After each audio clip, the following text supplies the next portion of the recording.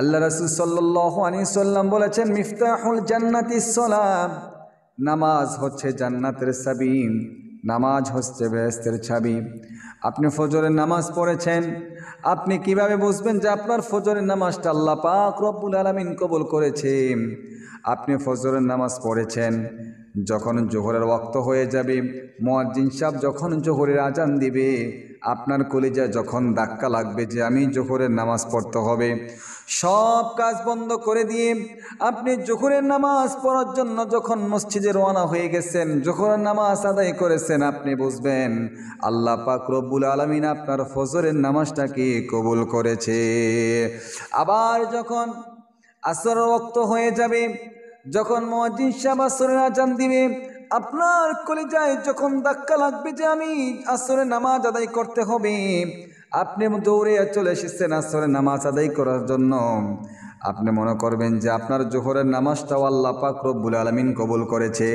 আবার যখন মাগরিবের ওয়াক্ত হয়ে যাবে, আবার আজান শুনে দিলের ভিতরে যখন ধাক্কা লেগে যাবে, আপনি বুঝতে হবে যে আল্লাহ পাক রব্বুল আলামিন আপনার আসরের নামাজটাও কবুল করেছে। আবার যখন ইশার ওয়াক্ত হয়ে যায়, যখন আপনার দিলের ভিতরে ধাক্কা লাগবে যে আমি ইশারের নামাজ আদায় করতে হবে, চলে আসলেন, ইশারের নামাজ পড়েছেন, আপনার দিলের ভিতরে ধাক্কা লেগেছে যে আমি ইশারের নামাজ পড়তে হবে, তাহলে বুঝতে হবে যে আল্লাহ পাক রব্বুল আলামিন আপনার মাগরিবের নামাজটাকেও কবুল করেছে।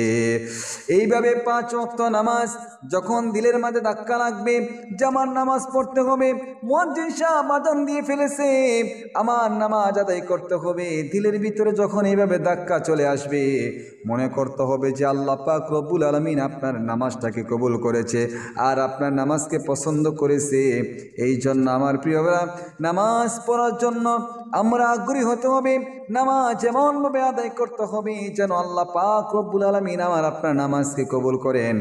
এই জন্য আল্লাহ রাসূল সাল্লাল্লাহু আলাইহি সাল্লাম বলেছেন, মিফতাহুল জান্নাতিস সালাম, নামাজ বেহেশতের চাবি। আল্লাহ পাক রব্বুল আলামিন মহাগ্রন্থ আল কোরআনুল কারীম বলেছেন, আকিমিস সালাত, তোমরা নামাজ কায়েম করো। আমরা নামাজ কায়েম করতে হবে, নামাজ প্রতিষ্ঠা করতে হবে, নিজে নামাজ পড়তে হবে, নিজের সন্তানকে নামাজি বানাতে হবে, নিজের স্ত্রীকে নামাজি বানাতে হবে, নিজের সমাজের প্রত্যেকটা মানুষকে আমরা নামাজি বানাতে হবে। তাহলে আমি আর আপনি পরিপূর্ণ মুসলমান দাবি করতে পারবো। আর যদি আমি নামাজ পড়ি না, নিজে নামাজ পড়ি না, আমার ছেলে মেয়েও নামাজ পড়ে না, তখন আমি আর আপনি কেমন মুসলমান হয়েছি, আর আমি আর আপনি কিভাবে জান্নাতের আশা করি? কিন্তু আল্লাহ রাসূল সাল্লাল্লাহু আলাইহি সাল্লাম তো বলেছেন, মিফতাহুল জান্নাতিস সালাহ, এই নামাজটা হবে জান্নাতের চাবি। জান্নাতের চাবি। জান্নাতে যেতে হলে কোনো মানুষ যদি জান্নাতে যেতে চায় তাহলে সে 5 ওয়াক্ত নামাজ পড়তে হবে, কেন নামাজের মাধ্যম দিয়ে তার সমস্ত খারাপ কাজগুলো দূর হয়ে যাবে। সুবহানাল্লাহ।